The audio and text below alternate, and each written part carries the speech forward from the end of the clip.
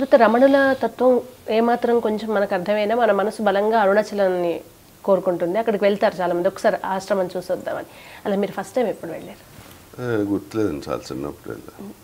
అంటే పేరెంట్స్తో వెళ్ళా. అంటే రమణతత్వం తెలిసి వెళ్ళాక అది వేరేలా ఉంటుంది. అది ఎక్స్పీరియన్స్ అయ్యారా సార్? అంటే తెలియకముందు అదే ప్లేసు లేదా ఒకే పుస్తకం మనం చదివిన దానికి, అది తెలిసిన తర్వాత ఒక పుస్తకం చదవడమో ఆ ప్లేస్కి వెళ్ళడమో మన ఒక డిఫరెంట్ ఫీల్ని మనం ఎక్స్పీరియన్స్ చేస్తాం కదా, అట్లా మీరు ఏమైనా ఫీల్? అంటే నేను అక్కడున్న గిరి ప్రదక్షిణ చేస్తే ఇది వస్తుంది అలాంటి పుస్తకాలు ఎప్పుడు చదవలేదు. నేను ఎప్పుడు రమణ మహర్షి ఓన్లీ నేనెవరు అన్నదాని మీద ఎక్కువ చదువుతుంటా.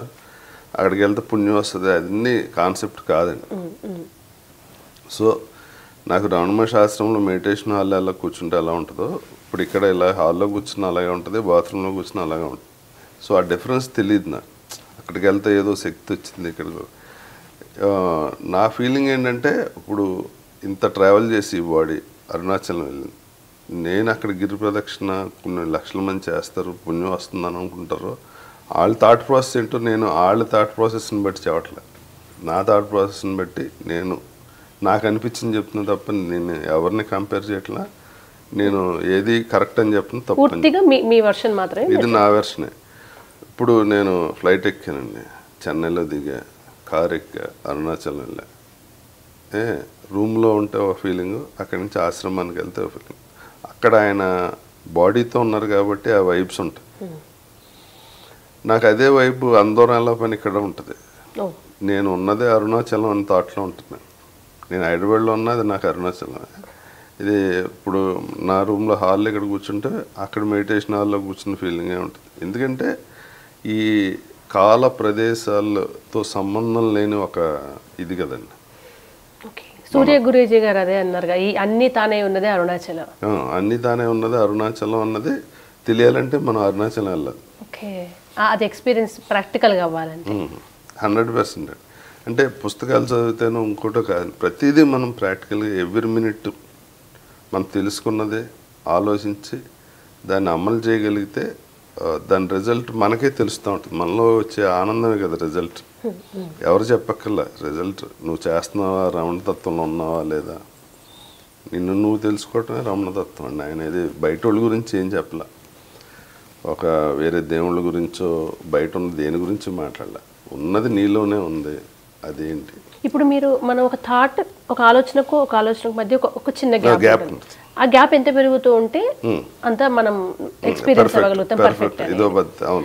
ఈ గ్యాప్ ఆపడానికి ఆయన ఇచ్చిన ఒక గొప్ప సలహా ఏంటంటే, ఎగురుతున్న పక్షిని వలలో వేస్తే దాని అన్ని ఎట్లయితే ఆగుతుందో ఊపిరి బంధించితే మీరు అలా ఆగే అవకాశం ఉంటుంది ఆలోచనలు స్టార్టింగ్ స్టేజ్లో అన్నారు. అటువంటి సాధన ఏదైనా చేశారా? అలాంటిది ఏం చేయలేదండి. నాకు ఆయన చెప్పిన దాంట్లో బాగా నచ్చేది ఏంటంటే, ఇప్పుడు నాకు పని చేయాలనిపించింది.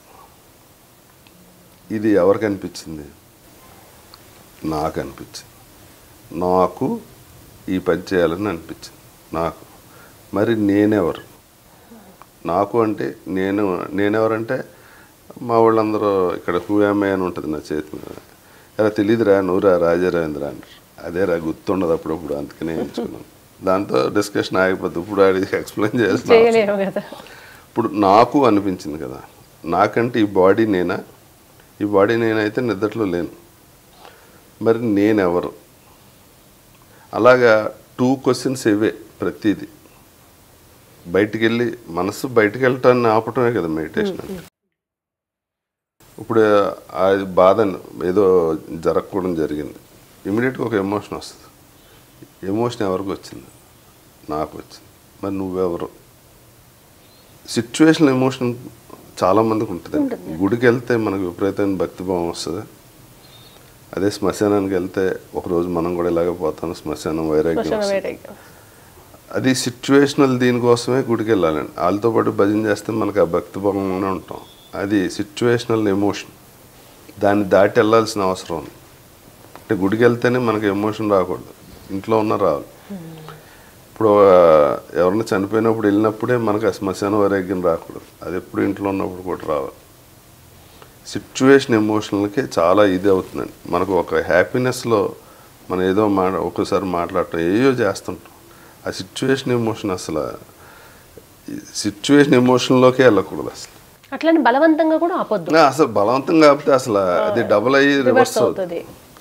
ఒక ఫ్లోలో వెళ్ళిపోతుండాలండి. వెళ్ళినప్పుడు ఓహో ఇది చేసేది మనకు బయట ఏది చేసినా ఏం చేసినా ఏది కరెక్ట్ ఏది అవతలోడికి అన్యాయం జరగకుండా ఏం చేసినా అదేం కాదు, మనకు ఒక జడ్జిమెంట్ ఉంటుంది. ఈ ఆలోచన చేసేది ఇది కూడా ఇంకో ఆలోచన. మంచిగా ఉండాలనుకోవటం ఒక ఆలోచన, చెడ్డగా ఉండాలనుకోవటం ఆలోచన. మన పెరిగిన వాతావరణాన్ని బట్టి మన ఆలోచనలు, మన ప్రవర్తన, మన క్యాటరేషన్ అన్నీ ఉంటాయి. ఇది ఎవడో ఒకటి చెప్తే వాళ్ళు మార్చేసుకుని అలా ఉండదు. ఎవరికెవడో ఇండివిజువల్గా తెలుసుకుని కంపల్సరీ ఒక గురువు ఒకళ్ళు మనం వెళ్ళిన మార్గంలో ప్రాక్టికల్గా చెప్పాలంటే మనకు వచ్చిన డౌట్స్కి ఒక గురువు అవసరం.